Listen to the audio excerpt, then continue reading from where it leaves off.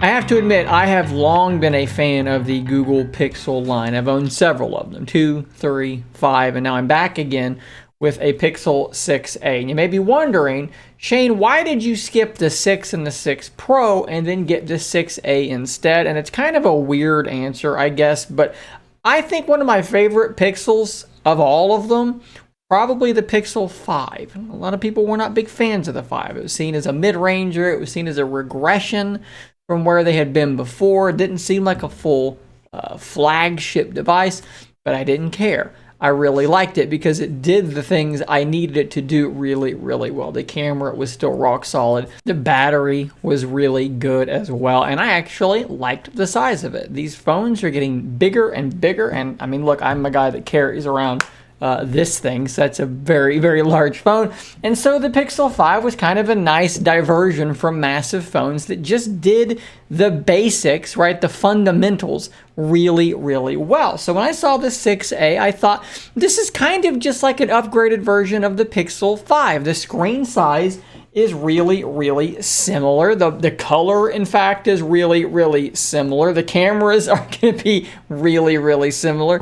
But you're getting that Google Tensor chip. So I thought for $450, this compact-ish little guy made a lot of sense. So I bought it. I've had it for several days now, and we're going to review it here in this very video. So the first thing to talk about is the actual body of the phone itself. So let's kind of give a quick tour here. Mine is in that, I believe it's sorta sage.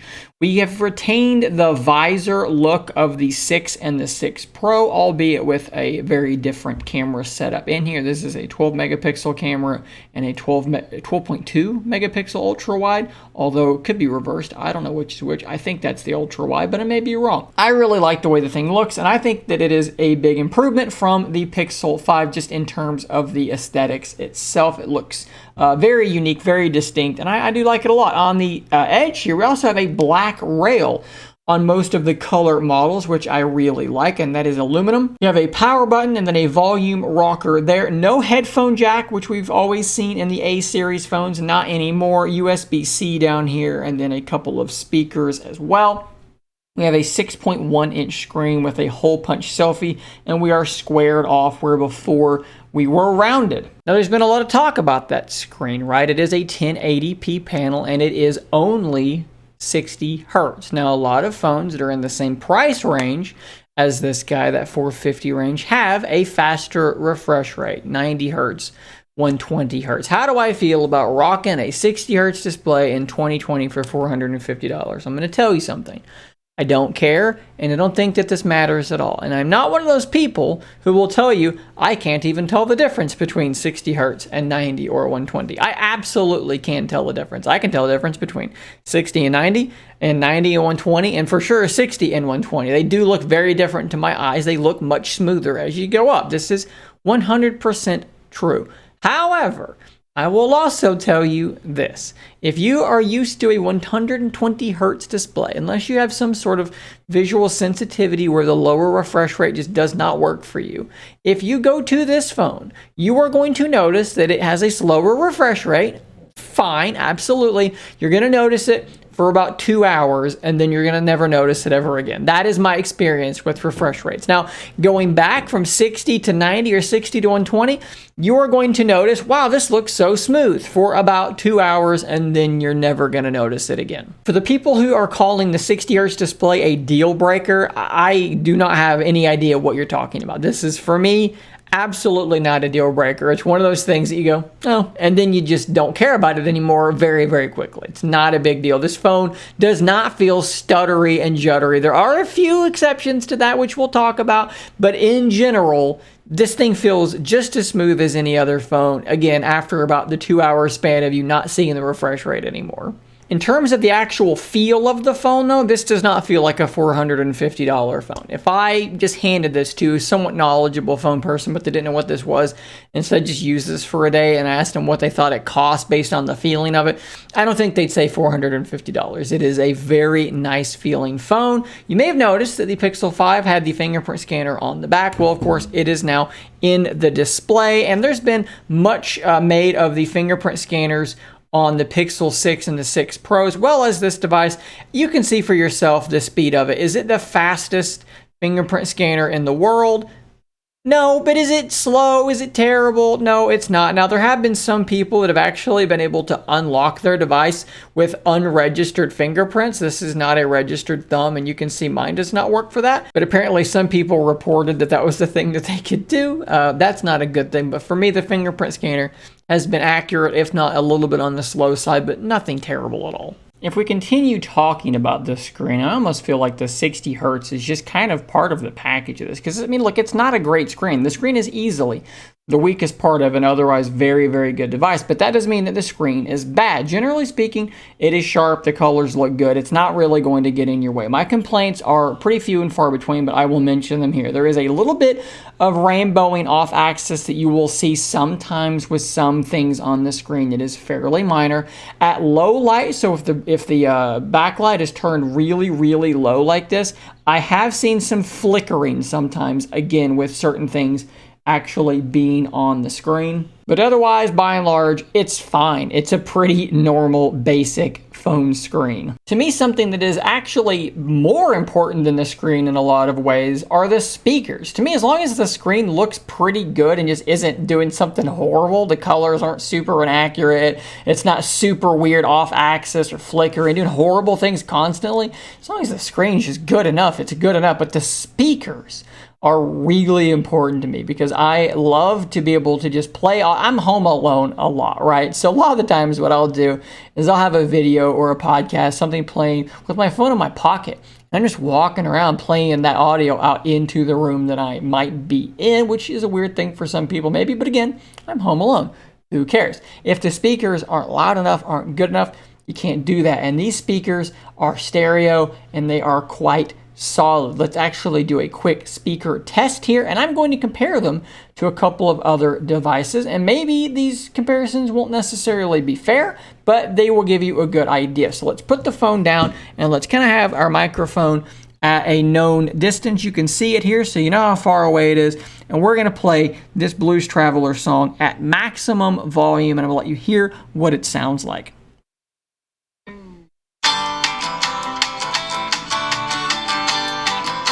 And that was about 5 seconds. And I will just tell you, it sounds pretty good. And it is pretty loud. Now, the mids and the highs aren't super, super good, but the bass is okay. This is true of a lot of speakers. I just reviewed the Pixel Buds A series, and this was my exact same complaint, ironically. But overall, it sounds pretty good. And let's actually compare it to a device you simply shouldn't be comparing it to, because the Z Fold has such a bigger body. Of course, the speakers are going to be better, but I just think it's going to give you a good point here, because these are like the best speakers around, and I want you to hear how favorably the Pixel 6a compares to them. So let's do this one now.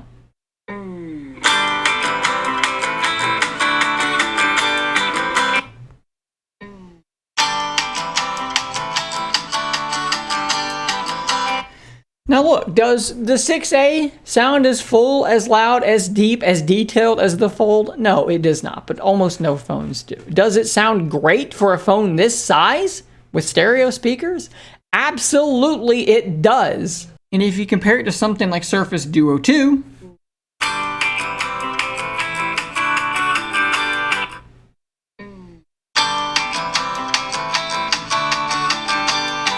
you can almost make the argument that it might sound better than. They're really, really close. Judge for yourself with your own ears. But I'm telling you right now, speakers are solid. So that multimedia experience, should you want to use it for that, for gaming, for video, for music, for walking around, playing audio out of your pocket like a crazy person, it's pretty good. As I mentioned earlier, this is running Google's first-gen Tensor chip, which is really cool to see because that means it's the same processor that is in the 6 and the 6 Pro. So if you heard those phones were pretty fast and were fine from day-to-day use and even gaming, well, that's going to be true here as well. And it is only a 1080p display, so it's not pushing a ton of pixels. And that has been my experience. This thing runs very, very well. I'm not seeing, honestly, any real lag at all anywhere. This thing runs as well as any phone that I have used. One thing I have noticed though is it does get warm. Now I'm someone that is daily driving a Surface Duo 2, which is very, very thin, and it gets pretty hot sometimes. This thing is kind of in that ballpark. It gets pretty warm. The Tensor is, for some reason, a pretty warm chip, but otherwise 6 gigs of RAM, Google Tensor, everything I've done on it has been totally fine, from taking pictures to doing some gaming for some tests here on this channel. That video may already be out. It chews through everything just fine. And honestly, when you compare that, like we talk about, oh, the display is only 60 hertz and the Samsung A53 is 120 hertz. Okay, fair enough. But let's compare other things though, right? Let's compare the processor that's in the A53 to the Tensor, because the Tensor is going to mop the floor with that device. Let's compare it to the Nothing phone. That's going to be a pretty interesting battle between those devices. It's got a top tier chip in it. We have to take that into account. Now, along with that Tensor chip having a little bit more raw power, we have to think about the battery life. This thing has like a 4,400 milliamp hour battery. I believe that is correct. Yeah, 4410. So what kind of longevity can you expect from this thing? Well, I will show you here a little snippet, a very long screenshot of my usage over the course of a normal day. So we were unplugged around 6:30 or so in the morning. I'm going to bed about 9:30, 9:40, almost 10 o'clock, and I'm still in that like 30% range. Now you can see here as I kind of scroll through this what I did that day, what kind of usage I had. And you can see that my screen was 3 hours and 40 minutes according to that. So that's not outstanding, but there was a lot of YouTube music, and in other days I've been able to stretch it closer to 5 or 6 hours of screen on time. So I would say, is it a full day phone? In my experience, yes, you're going to get between like 4 and 6 hours of screen on time. I've seen other people saying they got closer to 7 hours.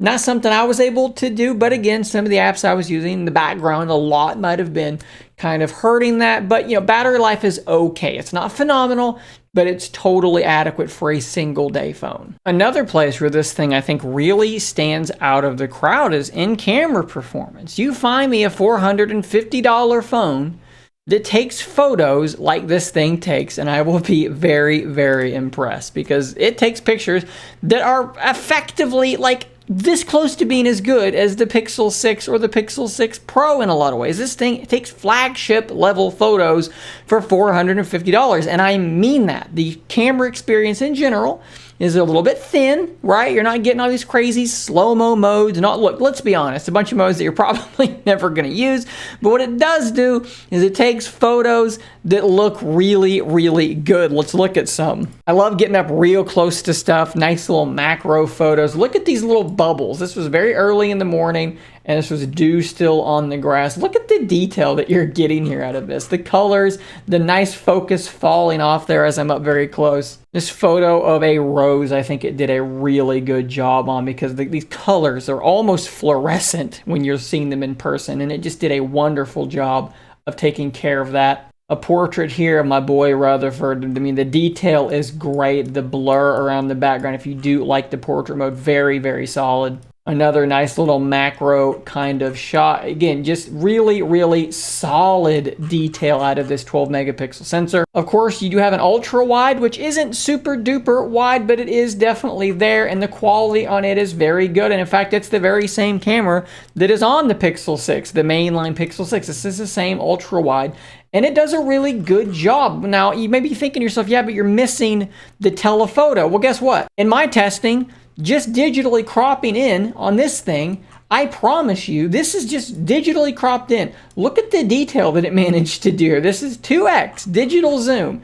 That is pretty impressive. I swear to you, this looks as good as the 2x telephoto that is on my Z Fold or on my Surface Duo 2, an actual optical sensor there, an optical camera. This thing's doing it digital, and it's pretty much as good as those. If you want to see more camera samples, maybe some videos, some selfie stuff, I do have a full review of the camera system. I'll drop a link to that in the description. But for now, here's what I'll say for this review. The cameras are really, really good. I promise you, whatever phone you're using, unless you're used to having insane periscope zoom, whatever you're using, switching to this, you're going to be happy with this camera. It's great. And for $450, it's absolutely at the top of the heap. Let's talk about this software experience here, because I think there's some good and there is some bad. So I am running the stock launcher here, and the reason is because normally I would put, Microsoft Launcher or Nova, something like that on here.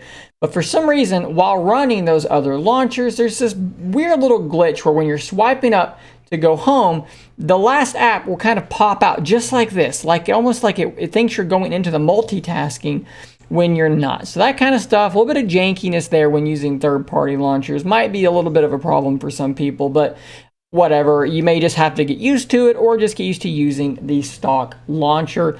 The actual system itself is pretty basic, right? This is pretty basic Android 12, which in fact I'm running the 13 beta now, but there's not a whole lot that's different here. The settings look pretty much bone stock, and that's kind of the Google Pixel experience. Now, you do get a whole plethora of Google-centric services, right? You get call screening, for instance. You're getting a phone call that you don't want to talk to this person who's a telemarketer. Have the robot via Google answer that phone for you, and you'll see dictation of what's being said, and you can decide if you want to get involved in this call or not. That is super, super useful. Magic Eraser for your photos is really good. I've got a full video talking about Eraser versus another third-party app. Link also in the description as well. You get now playing of music on your lock screen, which is great to see, and the new on-device dictation, which is really, really good. There's a few problems with it, but overall, it is super, super fast. The biggest problem I have is I've had a couple times where I've been talking and sending text messages. I'm using the dictation in Gboard,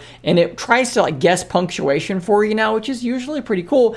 But it would put a period in the middle of my sentence, like it thought I just was a little weird. I had to go back and delete the period. But otherwise, it's so fast. You hit it and you're talking, and as soon as you're done talking, you look down and all your text is there, and it's very, very accurate.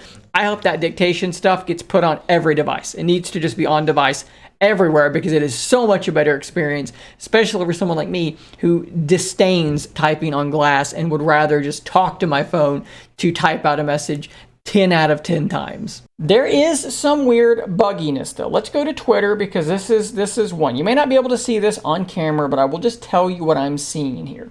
Scrolling through Twitter is just weirdly glitchy and not smooth. I initially went on Twitter and started scrolling through it, and I was like, man, is this 60 hertz display really bothering me this bad? But then in other applications, there is no such problem. Let's go to Relay for Reddit, and it is so much smoother than Twitter is. I think this is a Twitter problem, but it is not a Twitter problem that I have on something like my Surface Duo. Maybe it's an Android 12/13 problem. I don't know. But it is super laggy, and it is kind of irritating to the point that I am using Talon, because Talon for Twitter is just absolutely buttery smooth and is totally fine. Here's another weird problem, though, that I've been having. Let's go back into Talon, and let's try and no, let's not use Talon. Let's use Twitter, the official Twitter. I'm going to try and tap down here, and let's see if I can recreate this. It may be gone via the Android 13 beta. I think it is in fact gone, but luckily I took a recording of it. So let's look at the recording real quick. So what I'm doing here is I'm tapping down here. I saw this by just simply trying to go home or search or something.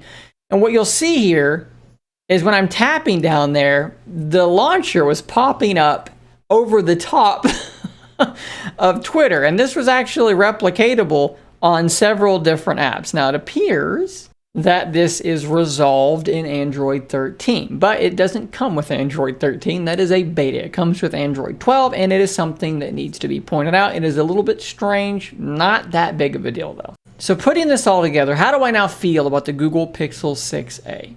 I think overall my feelings are pretty much overwhelmingly positive.